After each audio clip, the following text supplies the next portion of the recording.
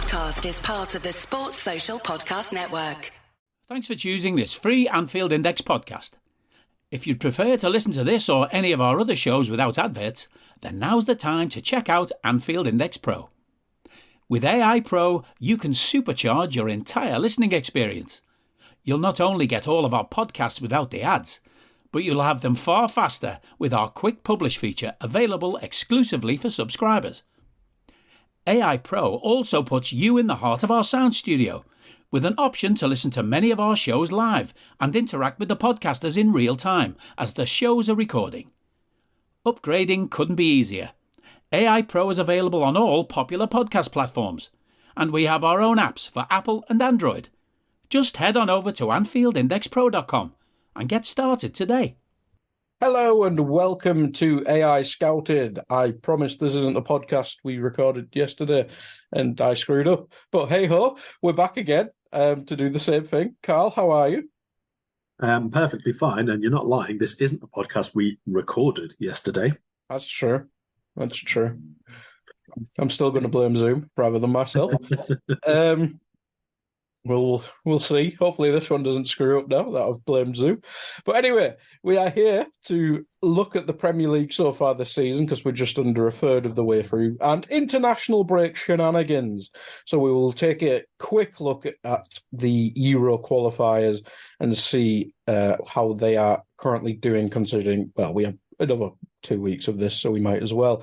So, Karl, I mean, the Premier League, overall thoughts on it so far? It's quite tight. I mean, it's separated into probably two separate leagues with mini leagues in between already. Yeah, I think that's fair. I think one of the things that we usually see is that obviously the big team break away quite quickly early on in the Premier League season, and then obviously you'll have at some stage there'll be a break to not teams who are in the mid-table but actually fighting down the bottom. Last year we saw a massive group of teams. I think it was like all the way up to 11th were basically within, maybe sort of half a dozen points of each other for quite some time during the season. Obviously, it's not like that in the slightest. It's much, much lower down, much earlier on this term. The bottom three and Bournemouth are all in a bit of a group, and then there's a gap. But even with Bournemouth, they've won 2 of the last 3. They look at a side and a squad far more capable than what they've achieved so far. Obviously, new management, new approach and everything, so perhaps natural they've got started a bit slowly, but I think that we will fairly handily see most of the teams pull away from that bottom 3, unless of course Everton do get their point suspension. Yeah, and that's the thing. I think even if Everton do get that point suspension, I mean, the form they're currently in, which is 3 wins in the last 5 on the Premier League website, which only goes back 5, but they're showing they can get results as well as a draw in there. Just looking like a competent Premier League team, which is pretty much a very big compliment to Everton in the last couple of years. But yeah, as you say, I think Bournemouth, if they click even a bit more, I think they'll pull away from the bottom 3. Fulham's probably the only question mark because they just had such a weird summer. And obviously January, again, Paulinho was making noise. I think he did the press conference ahead of Portugal's game saying he's still eyeing big moves, so maybe he leaves, and if he doesn't get replaced, well, they could get dragged in. But rather than the teams that could join them, I think it's just Luton, Sheffield and Burnley just don't really have the quality to pull themselves out of the issue. I think Luton have performed well and battled quite well in some games. Sheffield United, they just had a nightmarish summer losing all their players, whereas Burnley, I don't think there's any excuses. They've just buggered up the summer because it wasn't a lack of spending. It just seemed they got the entire summer incorrect, basically. Yeah, I mean, like a few teams obviously will still be looking at the summer and thinking they should have done a bit more or should have done things a little bit differently. I do think that, partly the teams down at the bottom, you can say they did what they could in terms of money, or within their structure or within their footballing approach, let's say. Like I think Sheffield United signed a few players who, are pretty good and give them a bit of a fighting chance, to be fair. But where they didn't improve or where they didn't improve enough, I think leaves them miles off. Like up front, don't think it's awful, but in goal, my opinion is Wes Foderingham is nowhere near Premier League quality, like quite some distance off. And then whereas at wing back, maybe they are good enough or they have players who could be perfectly fine in a Premier League team, even as squad players, perhaps some places.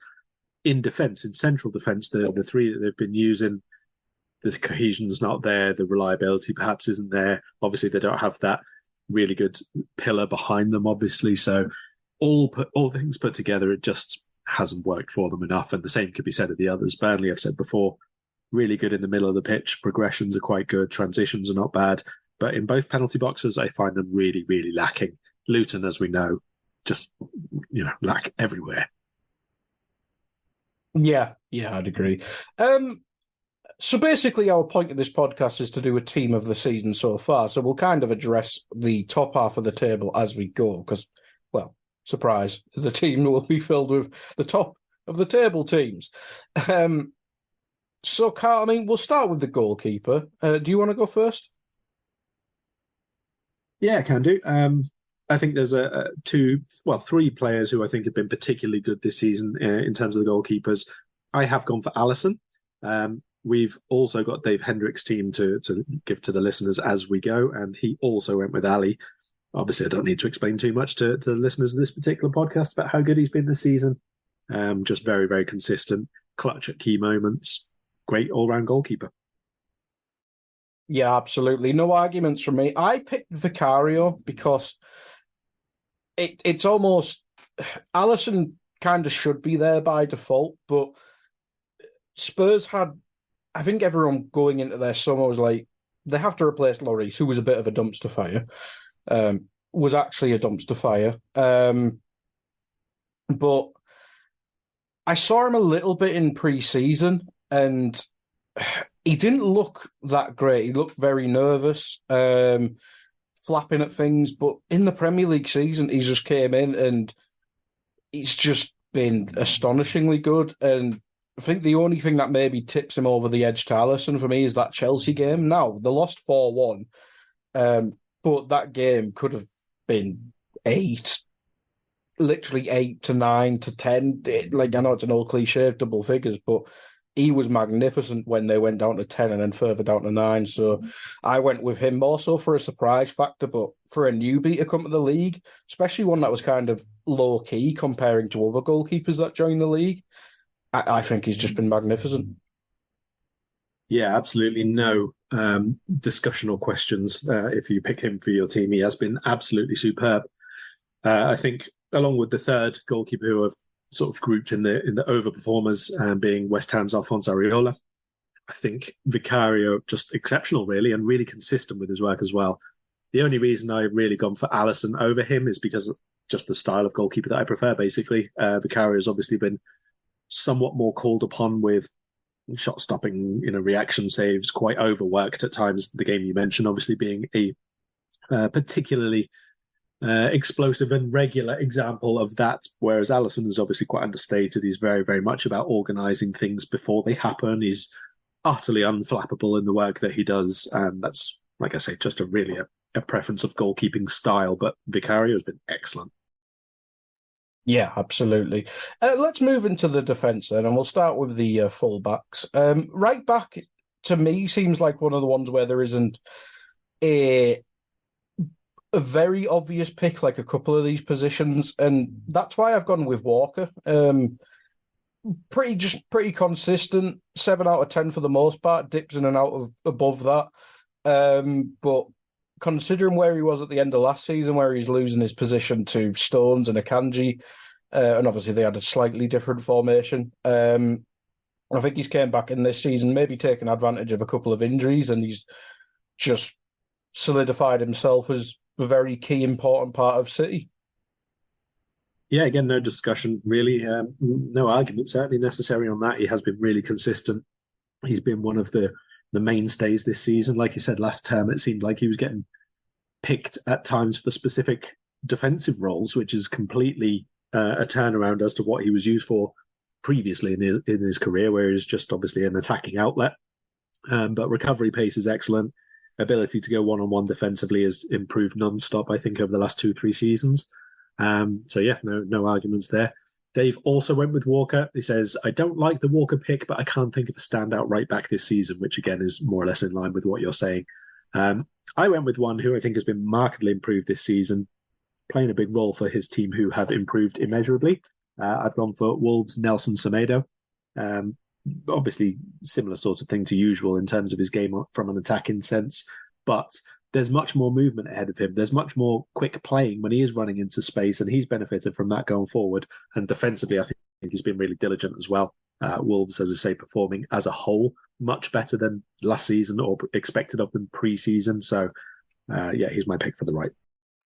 Yeah, Wolves probably one of those surprise teams because I think most people, if not everyone, had Wolves at least in the relegation battle. But I think they're currently sat 12th, and I think nobody, bar a massive injury crisis, I don't think anyone would have them even considered for relegation at the minute. I think Gary O'Neill's done a really good job revitalising some of the players, and I'd put Semedo in there. I mean, the back three with Totti, Dawson and Kilman, Semedo's just been a really big part of that as well. So I can see the argument. It's just one you don't really consider. But no, I think really improved season. Because didn't his contract expire and they re-signed him? Or am I misremembering that?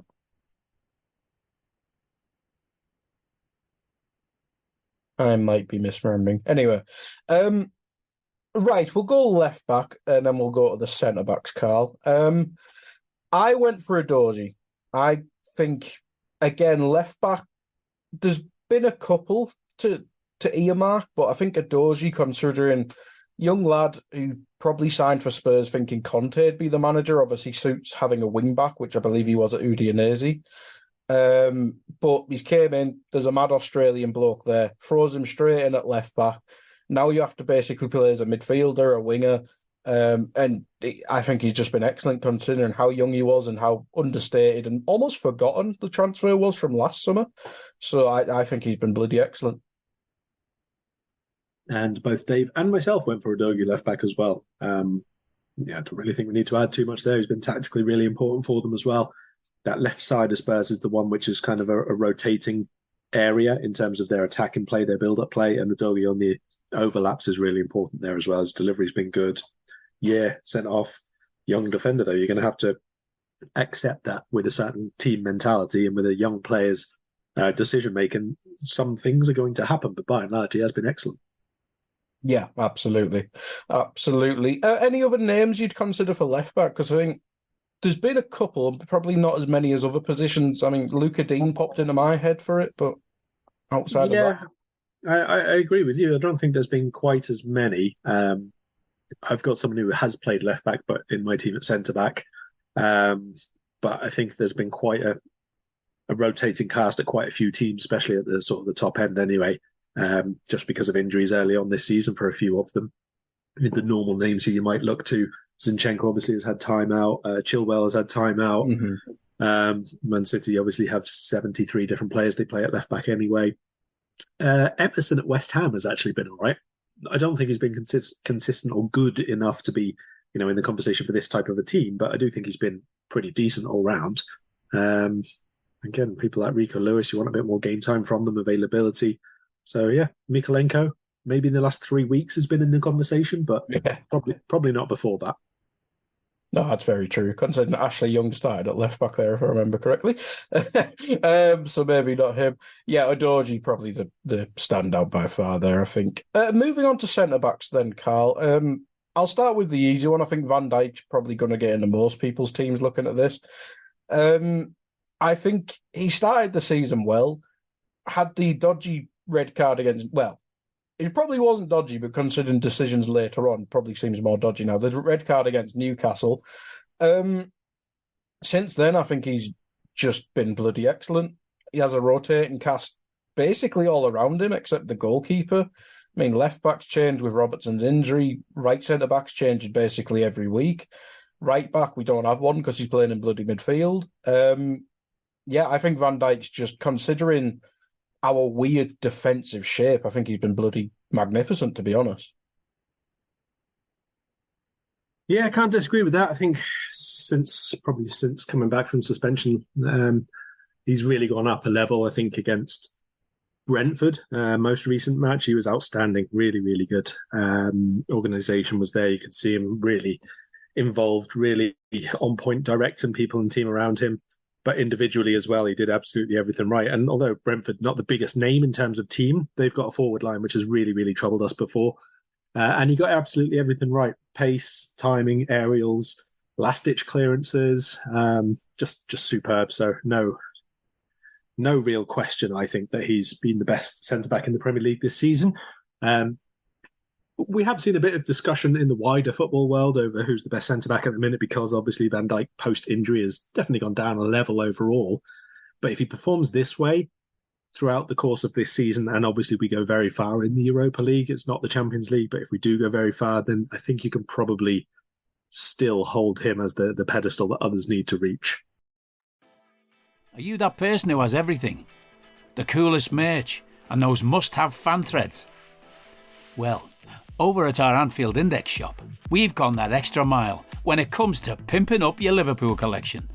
From our popular range of bespoke design t-shirts, sweaters, hoodies and hats, to our signature edition mugs, prints and coasters, all provided with fast worldwide shipping. We have something for every red. We also stock official LFC merchandise and are licensed with the Premier League and UEFA to sell official iron-on shirt badges and sleeve patches. As a listener to this podcast, you can get 10% off everything with coupon code AIPRO10. Just head over to AnfieldIndex.shop or find us on Etsy by searching for Anfield Index. Yeah, I know we have to name our second one, but I think even like the main challenges to him in previous years, I think Ruben Dias, maybe it might be a bit of bias against the Chelsea game because he was a bit of a mess, but I don't think he's been at his best this season so far. And again, City rotate defensively all the bloody time. Who else is an experienced centre-back? Thiago Silva's only rated by pundits for some reason, even though he kind of limits Chelsea. But it seems to be Van Dijk out of the experienced centre-backs. He just stands head and shoulders. But for me, next to him, I've went with Saliba because I think us and Arsenal have the best defensive record in the league so far. And for me, it's between Saliba and Romero. And albeit we didn't hold it against Adoji, but we caveated that left-back isn't our strongest centre-back, and he's very young. Romero lost his head. That his head's still on bloody Jupiter as we speak. Like, he imploded in that Chelsea game, and that has cost Tottenham massively, not just with that game, but the knock-on effects is huge. Now they have to play Eric Dyer and Ben Davies with the further injury to Van de Ven. He can't lose his head like that because he got away with one, then decided to confirm the red card. So I'm holding that against him, and I think Saliba, he does make young defender errors, but at the start of the season, had a rotating cast around him again. He had Partey at right back for a little bit. Gabriel seemed to be out of the team at the start of the season. Left back's been an injury issue. He's had goalkeepers switching behind him. The midfield's been mixed about as well. So considering the amount of change around him for a young defender, I think he's still doing bloody excellently, to be fair. Yeah, I don't think too many would argue with that. There's been, as I mentioned, talk about who could be the best in the world if it's not Van Dijk, and certainly Saliba is one of the ones who comes up being mentioned by other people. Dave went for Romero. So you mentioned the red card, obviously. He says Romero and Adogi at the same time don't get punished for one mental game, and the Wolves' defeat shows how much they've been missed. Correct, they are missed, but I go along with the reasoning that you've just given, that it's cost them more than just the one game. Like, if it's a red card, fair enough, but it was a decision thing rather than just a challenge or a bad refereeing call or whatever like that, which punished them in not just that game, but subsequent matches, and they're going to be without him for a bit longer as well. But they don't have great defensive cover themselves as a team. I have gone for a completely different defender, so one who I think has been definitely one of the most consistent players overall, not just defenders in the Premier League this season. He has played right the way across the defence for them for reasons that we mentioned just a little while ago, but Manuel Akanji, playing centre-back more often than not. for Manchester City. I think he's just been outstanding. He looks in his best physical shape since he joined Dortmund. The consistency levels in terms of his technical game is there. He very, very rarely makes any big mistakes or small mistakes, to be honest. He's just really on it. He's just so focused at the minute. Very, very impressed by him, to be honest. So I've gone for Akanji alongside Van Dijk. Yeah, it's a bit of a... It's not one you think about, again, because City have these star defenders. Obviously, Diaz, I think most people would agree, would be their main one. Aki was excellent last year at left-back for the most part. Then they signed Gvardiol. John Stones gets a lot of kudos in this country, but he misses a lot of games. But he is almost like a sleeper pick, because if you think of Man City, you don't think of Akanji, but I can't think of many games where he looks out of place, or like I watched a little bit of him quite a lot for the Swiss national team, probably more so than Dortmund, and he always seemed like a talent, but he seems really settled at City. Yeah, I mean, like the playing with really good players is obviously going to be a part of that. But I think his own level, his own consistency is certainly better than it was at Dortmund as well. Maybe injuries are a part of that as well, because it was very stop-start for him at times. Whereas here he's been able to sort of ease himself into the team and then just stay there. And he just does look very, very good. Yeah, absolutely. Absolutely. Shall we move into midfield and start with the defensive midfield? And I think this is probably one of the easiest ones in the league. It's just Rodri. Like, I know we mentioned the red card for Romero, and it did cost Man City, but there are other centre-backs to consider, whereas at DM, I just don't think there is anyone like in the same stratosphere. I don't think there's any lads playing the same sport as Rodri. Like, take the Chelsea game, for instance. He was kind of left on an island on his own in midfield. Now, it was a mad game at 4-4. Still comes up clutch with it's a deflected goal, which City love doing. But even in a game where basically all defensive responsibility is gone, he still has a huge moment. But, I mean, almost the games he was missing kind of confirms him in this team. He's just so important to how Man City play. It's like the level difference to the second best DM, I think, is just huge. Agreed. Don't really have too much to add there. Both Dave and I went for him. It's a really, really easy pick, like you say. Yeah. I mean, we probably didn't consider anyone else, but outside of other DMs, I mean, Boubacar Kamara at Villa's been really good. Basuma I'd probably put in this category over the more sensible midfield role we'll get to.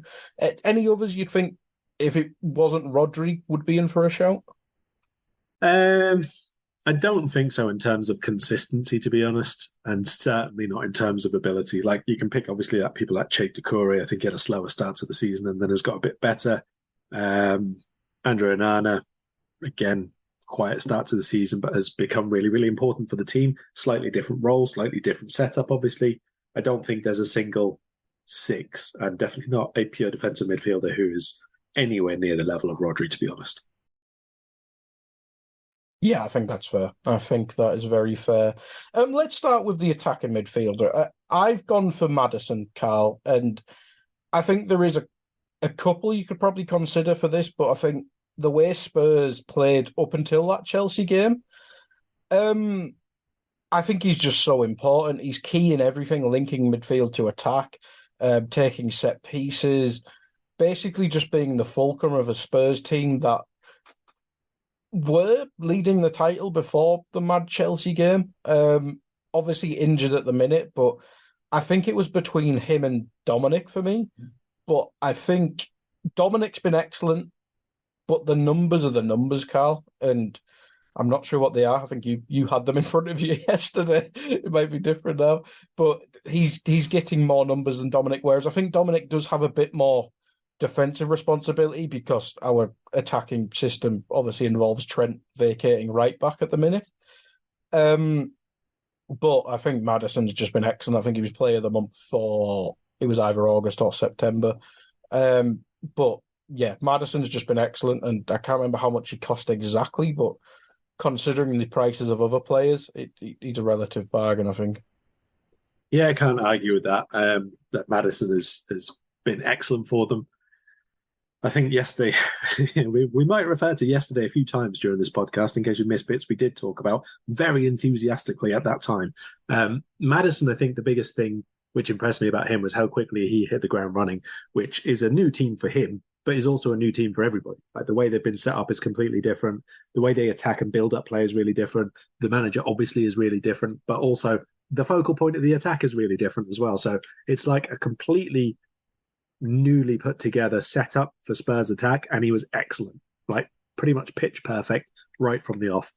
He has 3 goals and 5 assists in the Premier League. So again, like testament to not just hitting the ground running, but being ridiculously productive at the end of it. You're right. I did have the numbers in front of me yesterday. I don't right at this moment in time, but I think he was top 10 for shots per game and shots created for teammates per game, or just outside the top 10 on one of them, which for shots per game, obviously you're including like, all the forwards in there, the shot monsters, Salah and Haaland and all the rest of them. So it is really, really impressive how big an impact he very, very quickly had. Dave went for Dominic Szoboszlai. I think it's like absolutely fine that anybody thinks that he's been the best. Personally, I think he's just dipped off a little bit too much in the last couple of matches, 2-3 matches probably for Liverpool, which, although not a big run, is in terms of 12, 13 games across the Premier League season, 12 matches, obviously a fairly significant chunk of that run. So that's the only reason I didn't really go for him. I think Madison is like you say, is the one. I think he's been excellent. Yeah. Yeah, I think the thing with Dom is obviously Jones has missed quite a lot of football through suspension and now injury. I think them two and McAllister were kind of settling into a really nice trio, and it brought a nice balance to the team. Whereas when it's been Elliott, Gravenberg, it obviously would need time, but it's clearly not our first choice. So I think if we get Jones back after the international break, hopefully, then we can go back to that original midfield, and hopefully he goes back to what he was doing. But he is getting overplayed quite a bit, so hopefully now that game's come a bit more thick and fast in the winter period, hopefully he gets rotated a bit more and not played in the Europa and Carabao Cup, which would probably help. But yeah, I think if Szoboszlai goes back to his first 6 or 7 game level, he'll certainly be in the conversation for halfway through the season or end of season in terms of that position. To the more defensive 6 or controlled midfielder, who'd you go for, Karl? So, well, not the defensive midfielder, that was obviously Rodri, but for the sort of the box-to-box stroke, the ball runner, second defensive player. Gini Wijnaldum role. Yeah, basically that, the facilitator for everybody else while doing a lot of work themselves. I've gone for Declan Rice. I think he's been excellent since moved into that role. He started off the season, obviously, as the 6, which appeared to be Arsenal's summer plan for him. And I think he was fine there. I just don't think you obviously get the most out of him. He's not 10 out of 10 positionally to just sit there. He obviously relies a bit on athleticism and everything else, and that's perfectly fine. But again, you're still just not going to get the absolute best use out of him. They moved him sort of left of a diamond for a game or two, which they tried in pre-season when I was there for as well. Again, fine. You're going to get a bit more ball carrying, final third penetrations and all that, but he's not central. So since he's been ahead of Jorginho, basically in their sort of back to normal 4-3-3, I think he's been sensational. His ability to contribute to the attack, whether it's ball carrying, aerials, winning the ball high up field, anything at all, is pretty good. He's not afraid to get shots away as well. He's quite involved there for Arsenal. But also that capacity that he has to get back into midfield, help out Jorginho, especially at the minute, who is much more like a tree than a professional footballer when it comes to movement and agility and all that kind of thing. It's just so important for the team. He's really taken on board like the challenge, obviously, of playing for a bigger club, a more successful club, with bigger expectations on him. Price tag obviously not bothering him a bit. I think it shows a really, really good mentality from him this term.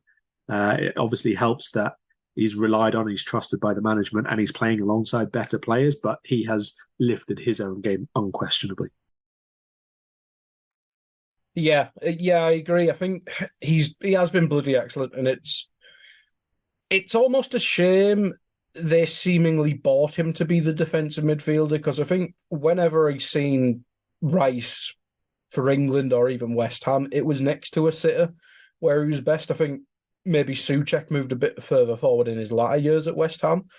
But for England especially, I think his best performances came next to Calvin Phillips, for instance. So if Partey isn't available, let's go with that, in the coming future, maybe they address that in the next summer, and then we can see the continuation of Rice's rise. But if Partey gets back fit this season, I think that could be a really good midfield, and then Odegaard obviously has to come back as well.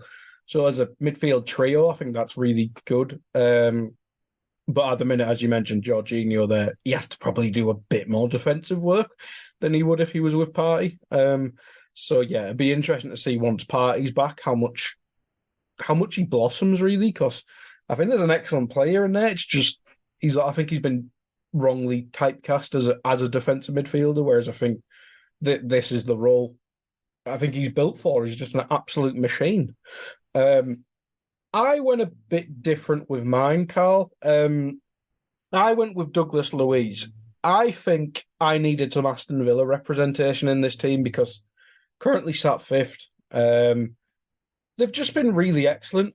I think Boubacar Kamara has probably been their best midfielder, or certainly most consistent midfield, but his role is Rodri's role, so you won't get in there.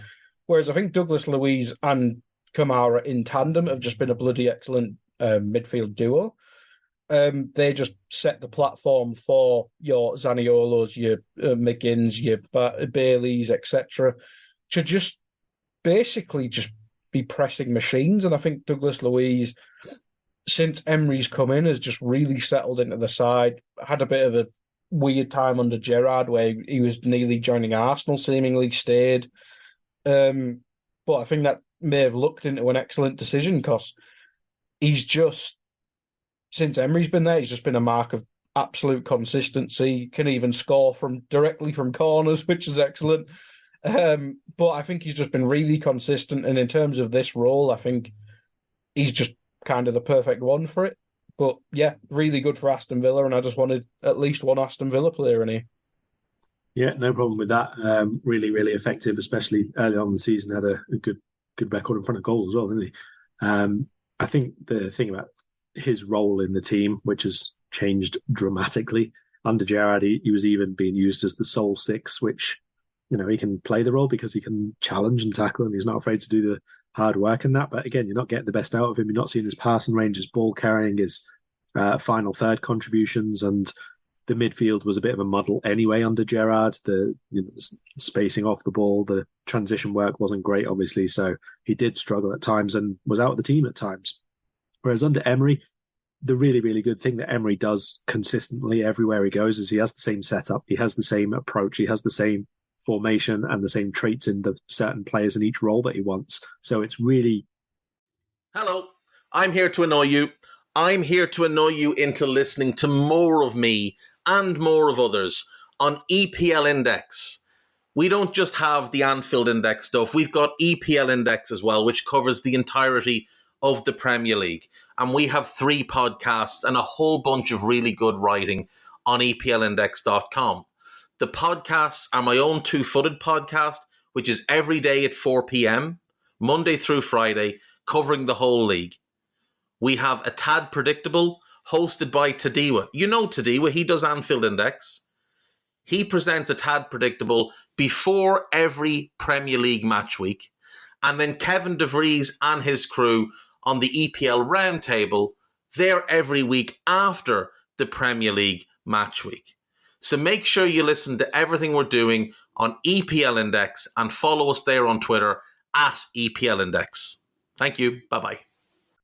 I'm not going to say easy for him, but for him, obviously, it's a natural process now. He knows exactly what he wants, and he knows how to transmit that to the players, exactly what he wants to see from them in each specific role. So as long as he has the players with those traits, he can build partnerships really, really well. And he's got exactly what he wants for a midfield pair at Villa. One is the player who'll sit and be a bit more protective for the defence. good at passing, but I wouldn't say necessarily the most expansive at passing, which is obviously in this case Kamara. And then alongside him, someone who can be defensive but can contribute further forward, who's a ball carrier, a line breaker when he needs to, decent strike from range, all of that lot. And that's Luiz. And he has been a little bit more let off the leash, I would say, especially home matches. So it is a perfect arrangement for them. And you're right, Villa definitely deserve consideration. You mentioned Luca Digne for the left-back spot. I think Matty Cash at right-back is probably another consideration of players who've been quite good but not amazing all season long.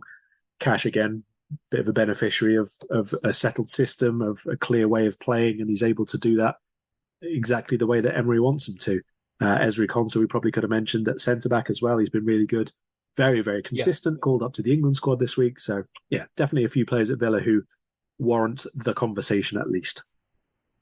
Yeah, absolutely. We may discuss a couple more later on. Any others for centre mid we could have discussed? Yeah, so Dave went with Yves Bissouma from Spurs for this role. Again, he's obviously gone a bit more in terms of ball winner, ball carrier kind of style for that second player. I think there are a few who could be in that role. Pape Sarr at Spurs is another one. You could probably go through the league and pick out a few players. We mentioned Bernardo Silva yesterday, but didn't really know where to put him because he doesn't specifically fit in any of the roles that we've picked. He probably is manager. It's fine. Yeah. He's been excellent this season. So, you definitely could have had him anywhere at all, to be fair. Who else has been very good? I think Joelinton at times has been good, but maybe not all season long. And Dinger at Brighton has been excellent, but over a quite a short period of time so far. I think James Ward-Prowse has had a really good start at West Ham. Not, elite level, probably not in the conversation of these players that we've picked, but has been really good. Conor Gallagher, the same. He's on a really, really good run of form. Looks really confident at the minute. Curtis Jones, probably worth a mention if he played more. Yeah. Jones, the problem there is availability as usual. It's 4 starts for him in the Premier League this season and 1 sub appearance. So, he's only played a third of the games that we have had.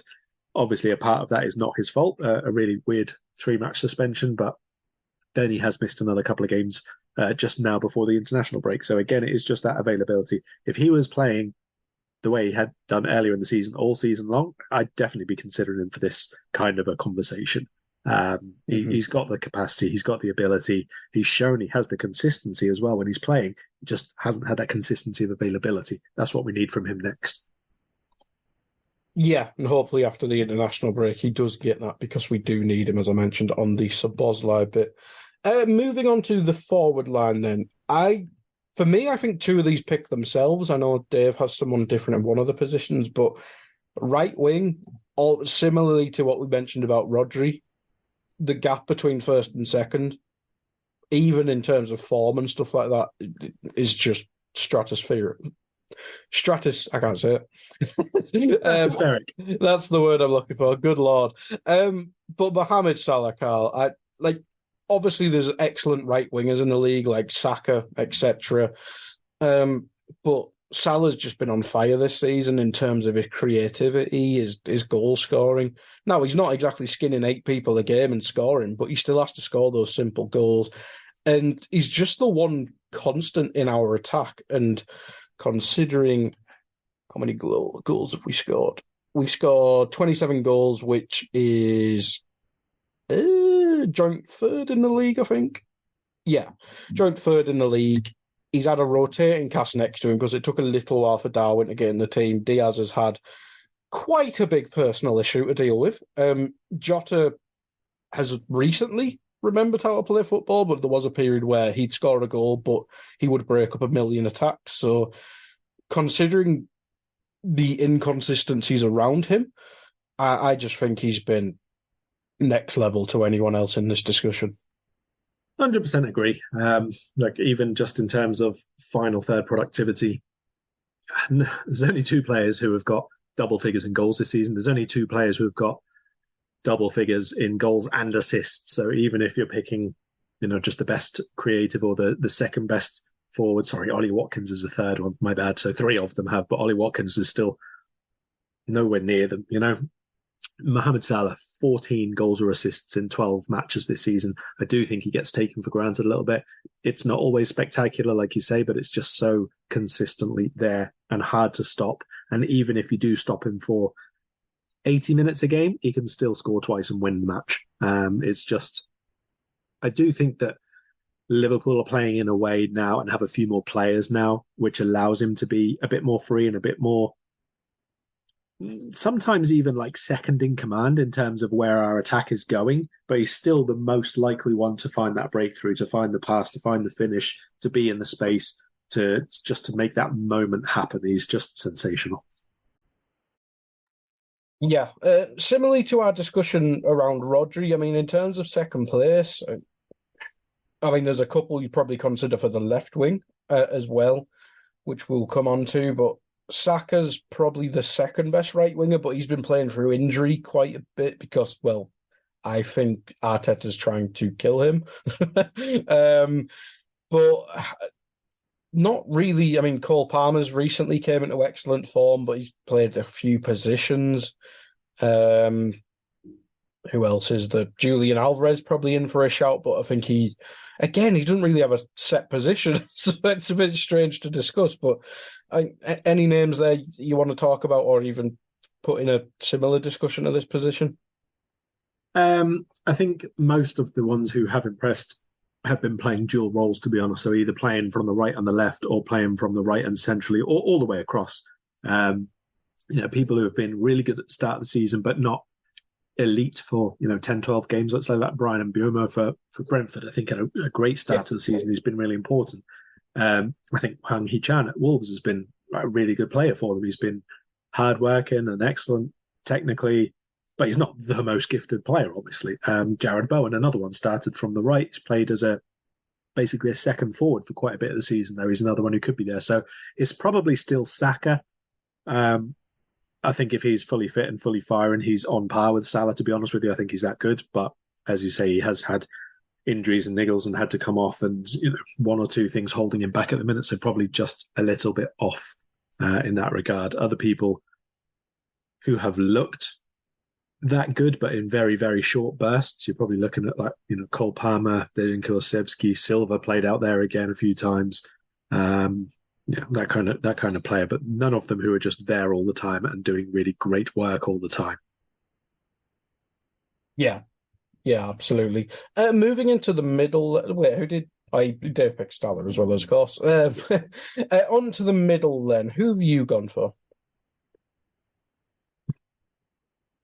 I've gone for Erling Haaland. I did initially pick Son, who Dave picked, but felt in the end I was just kind of overlooking and overthinking basically what Haaland has to do and what you want to see from a forward. Like, I think it's fine to pick either one of those because I think Son has been excellent in terms of his movement, is basically picking up being a leader. Creative work is obviously still there, and he scored plenty of goals. But Haaland has scored more. Haaland has scored 13 in 12.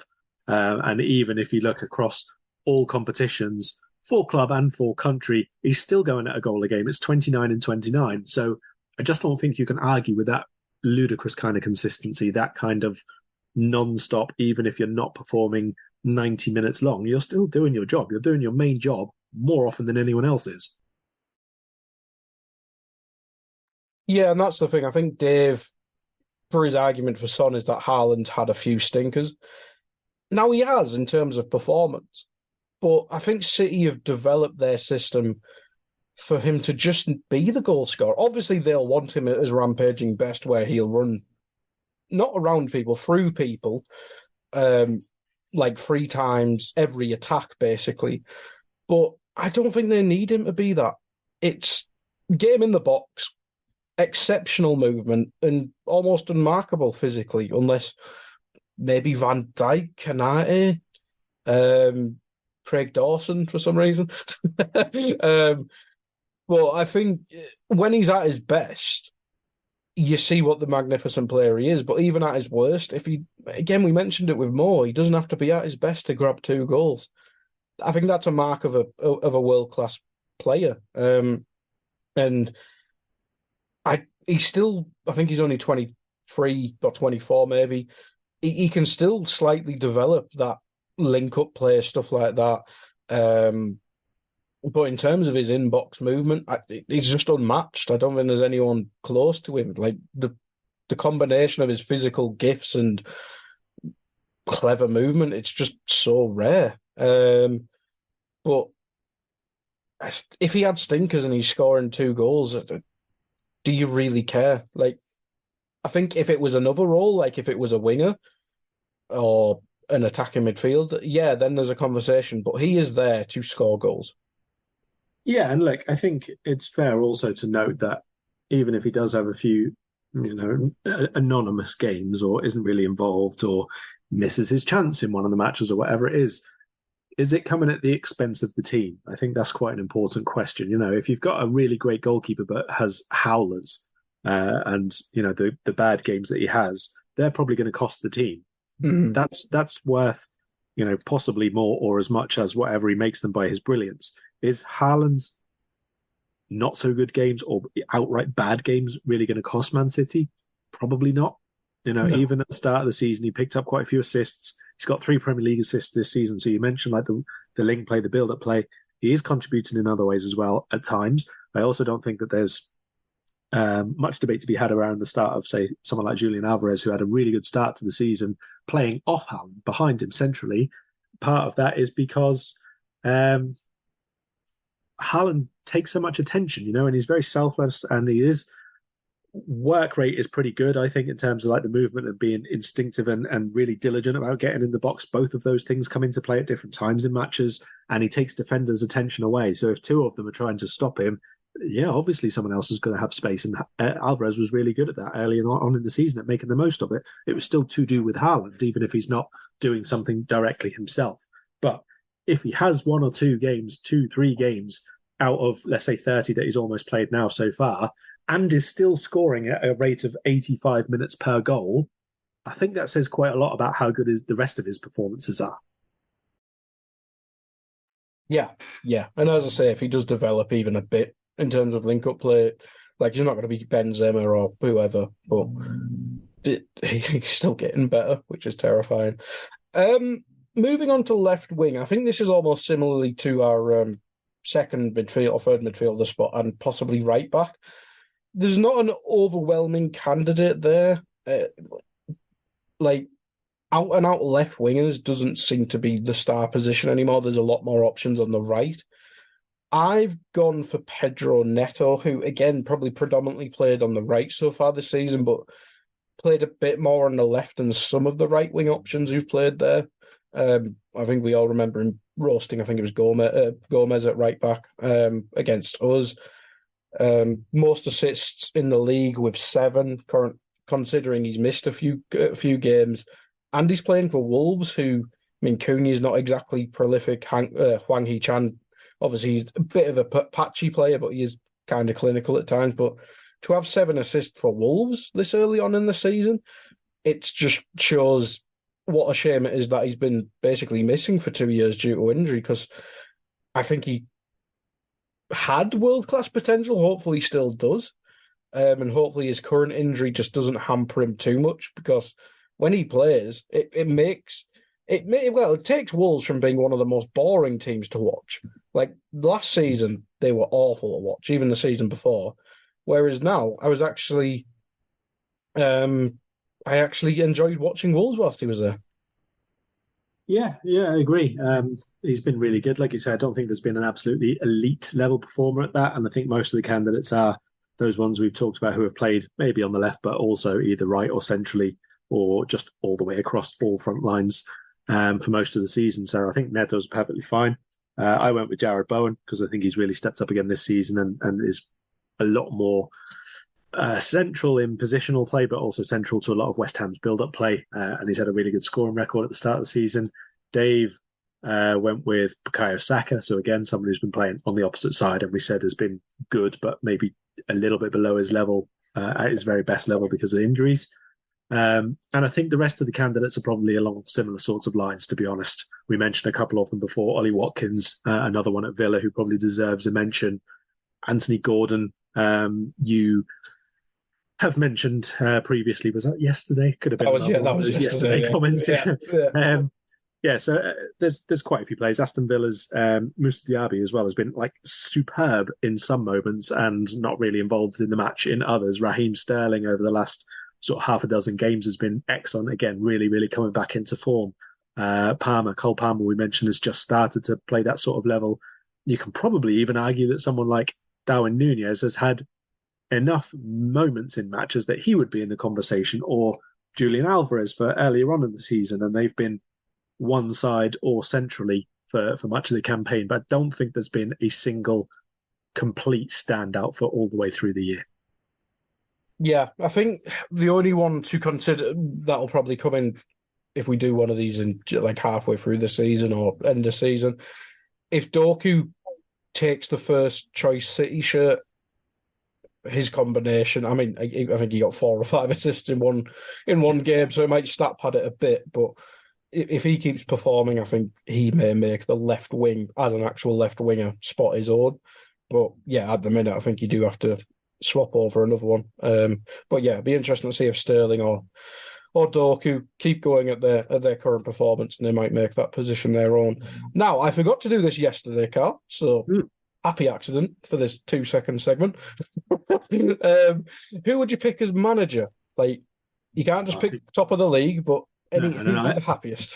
I think it has to be Ange, quite by a bit of a distance, to be honest. I know Spurs have lost the last 2, but he's come in, completely revamped the side, rebuilt the defence of players he already had, rebuilt the attack with new players and a completely new style of play. And even after losing the last 2, they're only 2 points off the top. So it's really tight, 1st to 5th, obviously, in terms of points. So, whether he's 3rd, 4th, 5th at the minute doesn't really make any difference. It's still only going to be 2 or 3 points either way. I just don't see anyone who has done that much to turn around the whole mentality of the team, to completely change what is the expectation or optimism levels going into the season from supporters who, many of them, obviously hadn't heard anything about him or hadn't seen his games or anything like that, and did the usual that a lot of football fans do tend to do of certain clubs. They just assume that because they don't know them, that they're not going to be good enough. And it happens with players, it's happened with managers. I think Ange is the latest one of them. And I think he shut up a vast majority of them, to be honest. Yeah, it's probably the best shout. I think the only other one you could probably discuss is Unai Emery, but when you put the factors around Spurs and the mess they were last season, the rebuild job he's done so quickly and basically breathing a new life into that club, not just the football side as well, just basically the sense of enjoyment at Spurs. Seemingly their fan base was very depressed, so to kind of fix that within 12 games, yeah, magnificent job. So I'd agree with Ange. I think I'd put Emery second, but yeah, Ange just did very difficult situation. Spurs also have the best away record in the league. And the reason why I will not and will still not and will continue to not pick Emery in any of these conversations is his away record. It's the same as it always is. Dreadful. Won't be that when he gets top 4. Doesn't matter about away games if he gets top 4. Right. Any last things to add on the teams before we move on to Euro stuff? I think this next run coming up after the international break is obviously what's going to make or break a lot of teams' seasons. Down at the bottom, as we've already spoken about, I think they could quite quickly come adrift. We see quite often the autumn into winter run is when the games just come along every 3-4 days when we start playing midweek leagues rounds, and the weather is crap and the players are not used to playing that kind of level of opponents every few days, and the squads are getting thinner, and those who come in are either less experienced or less good. I think we'll quickly see now 2 or 3 mini leagues developing fairly rapidly. Yeah, I think that's always the way. You get the title contenders, European contenders, Crystal Palace, then relegation. That's how it is. Let's move on to the international break and the Euro qualifiers, Karl. And starting with Group A, it's one of these weird odd-numbered groups, so the numbers aren't even, which is just annoying. But we have Spain top with 15 points, Scotland second with 15 points. And Scotland. Norway with 10 points, Georgia with 7, and Cyprus with 0. Top two have played 6, and so have Georgia. The other two have played 7 games. Yeah, I mean, it's big for Scotland being on the same points as Spain. Spain kind of, again, not close to their best, but I think tournament time, they probably will be a threat if they develop. It's a weird time for Spanish football, obviously. Yeah, I mean, across the board, Spain has obviously been in a bit of a state of flux, shall we say, international football-wise. I don't think that this group of players is good enough to challenge. I think, though, if De La Fuente manages to really put in place a group dynamic, that might be different because they do have great individual players in there. We've mentioned, obviously, Rodri being a key one of them. There's a few other players who are very, very used to winning a lot of things, like Dani Carvajal and Alvaro Morata. And then they've got great players like Pedri and Gavi. If they can get everybody playing in a real group and have a cohesive way of playing and keep everybody fit, then sure, they might be challengers, but I do still think they've got a way to go. Yeah, very much dependent on the youthful lads not playing 700 games for Barcelona as well, I imagine. Which probably won't help. Scotland, just Scott McTominay and their way to the Euros, good stuff. Norway, it's almost a shame that Haaland, unless they can get through the Nations League, or I'm guessing there'll be a playoff for third place people? No, there's no playoff through this. It's just the top two go through, but yes, they can still get a playoff spot through the Nations League paths and all the rest of it. Yeah, they've made a mess of international football, haven't they? Anyway, so hopefully Norway. It'd be nice to see Karl and Odegaard, etc., on a big stage, but not the best team so far. Group B, pretty. I mean, France just dominant side, Karl, and then it's a shoot off between. Well, I think not Greece. Ireland in a weird situation. I think they need to lose for the playoff spot. It's very strange. Yeah. But Netherlands against Greece for second place. Yes, I mean, like it's basically Netherlands. They've still got 2 games to play, and Greece have only got 1. They're level on points, but Netherlands have a better head-to-head against Greece, and one of Netherlands' games is against Gibraltar, who have not scored a goal, not earned a point. So I think it's fairly safe to say the Dutch will be there. I think Gibraltar have got that. Group C, then. I think England on 16 points. They're through. Ukraine on 13, 7 played. England on 6 played, I should say. Italy, 6 played, 10 points. North Macedonia, 7 points, 6 played. And then Malta on 0 points, 7 played. I mean, Karl, Italy, basically the Euros was their last dance, seemingly, because failed to qualify the World Cup and struggling here. It's not been a good time for Italian football, obviously losing the manager in recent months as well.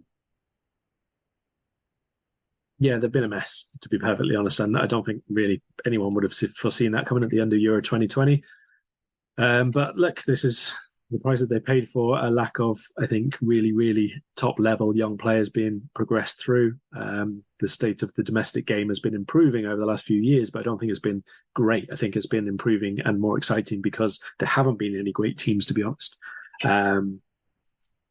It really is a mess in terms of the national team setup. It's basically, this is going to be a 1-game shootout. So on the 20th of November, it's Ukraine against Italy.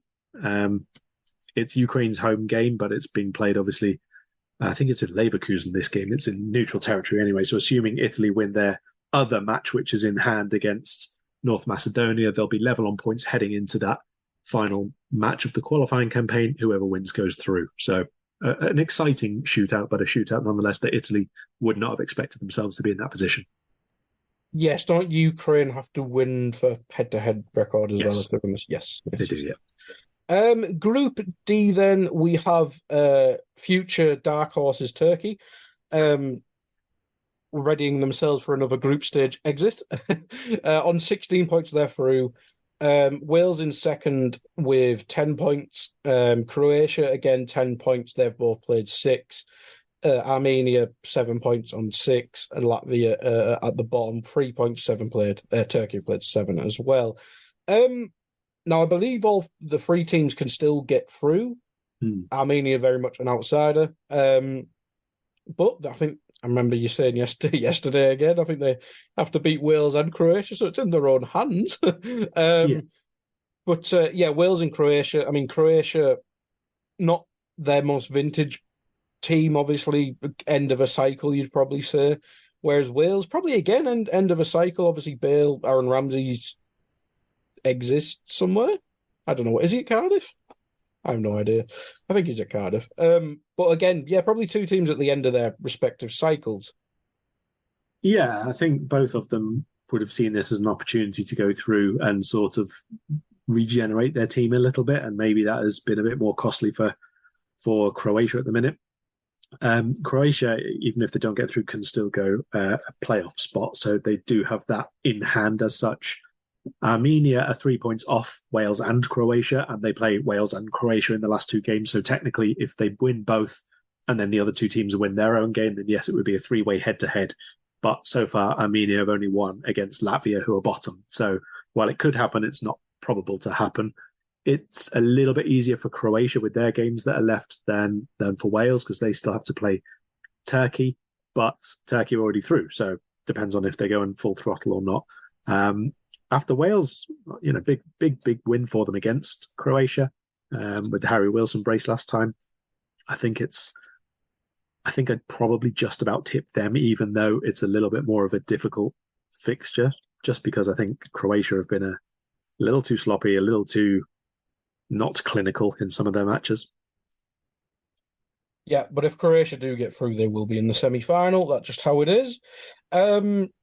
Moving on to Group E then, probably one of the more interesting ones, which might make this Euros slightly more interesting. Excuse me. Albania top with 13.6 played. Czech Republic 6 played, 11 points. Poland 7 played, 10 points. And Karl, who's currently sat in 4th? The mighty Moldova. Absolutely. And no, they're not on 2 points, people. They're on 9 points, right in the running. 2 games left for them, and then Faroe Islands with 1 point. Good lads. I mean, this is one of the more madder groups. I mean, Albania being top is worth discussing, but Moldova, I mean, again, Albania is not exactly massive. And to be above Czech Republic and Poland, Czech Republic maybe on a bit of a down period, but the 2000s were bloody excellent. Poland, again, similarly to Turkey, always dark horses for the tournament. What a mad group.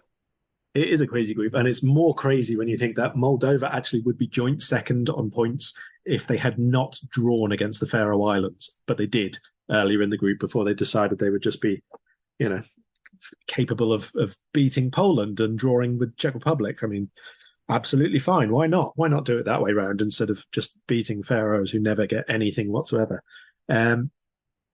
Moldova can still go through. It's absolutely still possible for them to do that.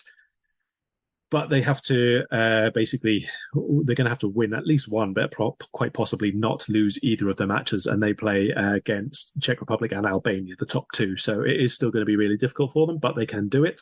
Albania are top, but not quite through yet, but they play Faroe Islands. So if they win, they're already through. That one game is the only one they really need to worry about in terms of finishing in there. Poland, like you say, still have 1 game left. That's against Czech Republic, and they have to win it. Otherwise, they don't go through. Czech Republic can still technically lose that game and then win that other game and go through. So there's lots and lots to decide. I suspect in the end it'll just be Albania and Czech Republic, but it could obviously still be Moldova, which is what everyone wants to see. We've got to back our boys. Moldova going through, winning the Euros. That's what they're doing. Group F, boring. Belgium, 17 points. Austria, 16 points. All done and dusted. Sweden, disappointingly, with 7 points. Probably end of a cycle. A few injuries with Isaac, etc.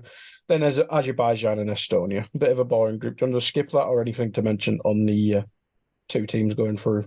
No, nothing to mention on the teams going through, just to mention that Sweden are actually out, unlike some of them who are out of the running for the qualifiers here, but can still go through the Nations League playoff route. They're out of that as well, so Sweden are just not going to be there. Right, moving on to Group G then. Again, is it quite... I think Montenegro could technically still go through. Hungary first, 14 points, 6 played. Serbia second, 7 played, 13 points. Montenegro 6, 8 points. Lithuania 7, 6 points. And Bulgaria 6 played, 2 points. Hungary, good young team, obviously Dominic. Serbia, last World Cup dark horses, then just kind of imploded. Montenegro still get through. They can still get through, but it's quite difficult for them too because they need to win their games and hope nobody else above them does anything. So it probably will be Hungary and Serbia, barring a weird set of results. But given both of those have to play against Bulgaria, who, as you've mentioned, have not won a game, I think they'll go through. Yes, probably right there. Now, on to another mad group. Group H, we have Slovenia top, 19 points. Then we have Denmark, 19 points. These are all on 8 played because they have even bloody numbers, UEFA. Then we have the mighty Kazakhstan in third with 15 points, slipping up last couple games. Finland, fourth, 12 points. Northern Ireland, 6. And then the mighty San Marino, who will win one of these next 2 games, on 0 points. But did score a goal. Happy day. They did score a goal. They scored a goal against Denmark, no less. So well done them. That's their achievement for this qualifying round. Look, I've done, as I say yesterday, again, we'll repeat today.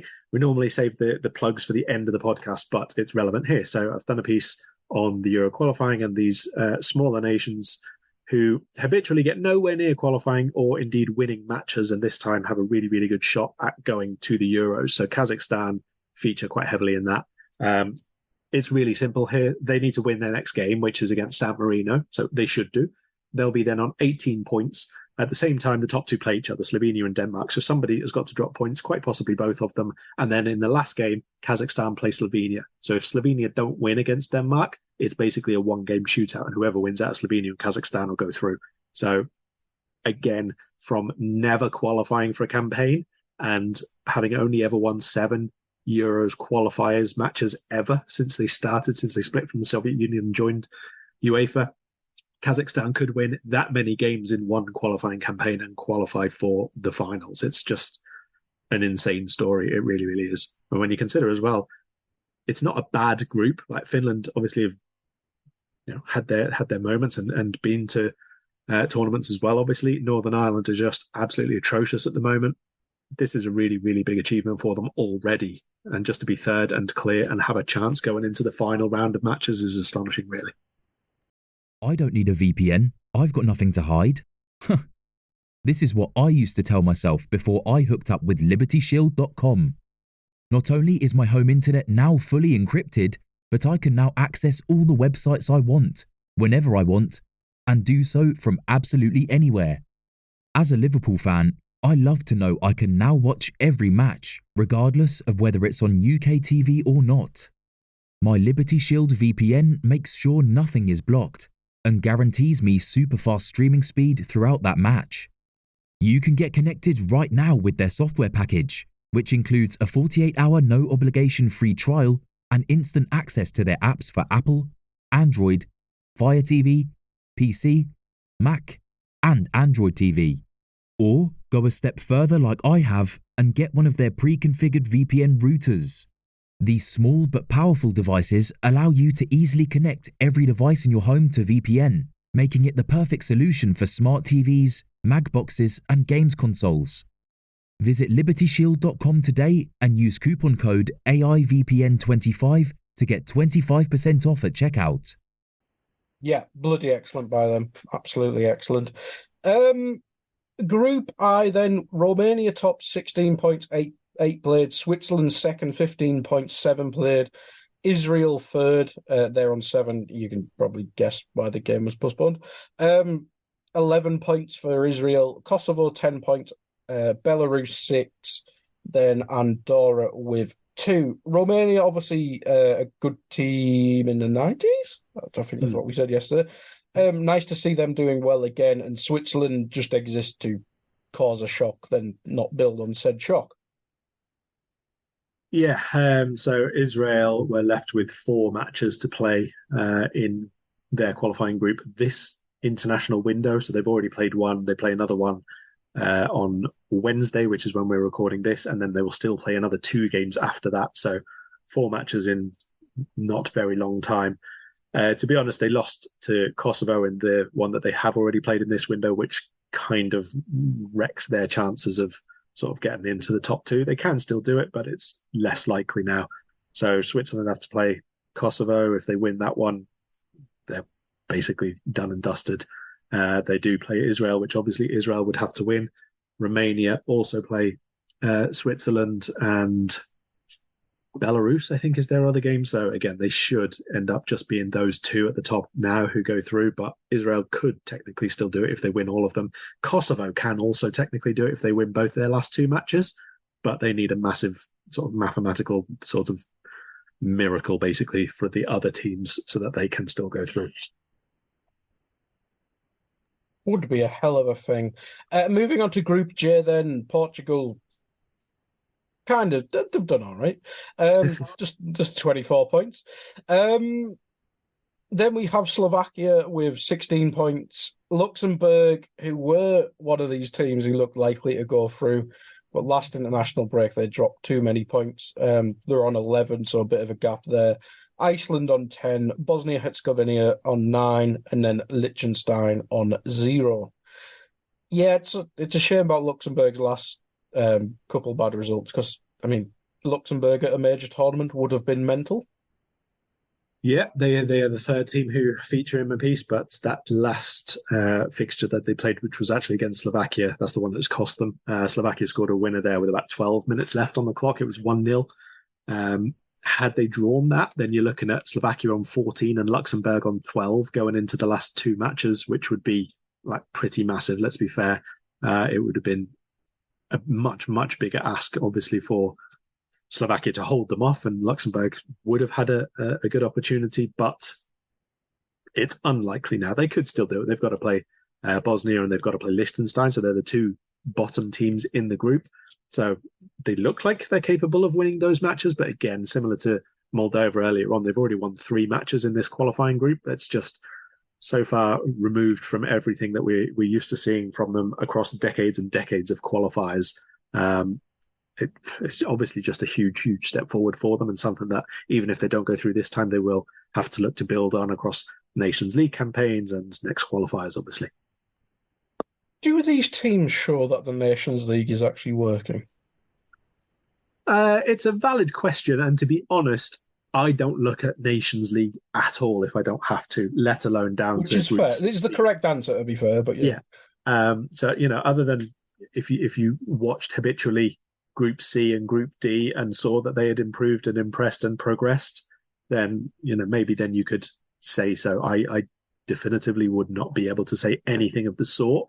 But the last time that Luxembourg, for example, won 3 matches in a qualifying campaign was for Euro 96. That's the only time they've, done anything of the sort. They did win 3 for qualifying for Qatar. So they've now made it 3 wins, 2 successive qualifying campaigns in a row, which is obviously a massive step forward when you consider between qualifying for World Cup 78 and 2018, they won 3 matches. So they have definitely taken steps forward. Whether that's a direct consequence of the Nations League is not something I can answer. Interesting is very much the wrong word. It'll be something to keep an eye on. Well, it would, to be honest. It would be enlightening, and especially when you Yeah. consider like the wider implications for potentially Asian, African football, which have such wide federations with loads of small nations trying to improve and impress and so on. The other side of the argument is obviously that Luxembourg have to be doing something beyond that. Otherwise, Liechtenstein wouldn't still be on 0 points with 1 goal scored. San Marino wouldn't be as crap as they are with 1 goal scored and so on. Absolutely. That's basically it, unless there's anything you want to add, or feel free to plug your piece again or anything else you're writing. Yeah, we'll be back with another Scouter podcast later this week, I would imagine, and a couple more next week during the international break. And yes, that's a piece on Euro 2024 qualifiers and the minnows, who are doing very, very well and could this week and next week qualify for the finals, is on the Independent.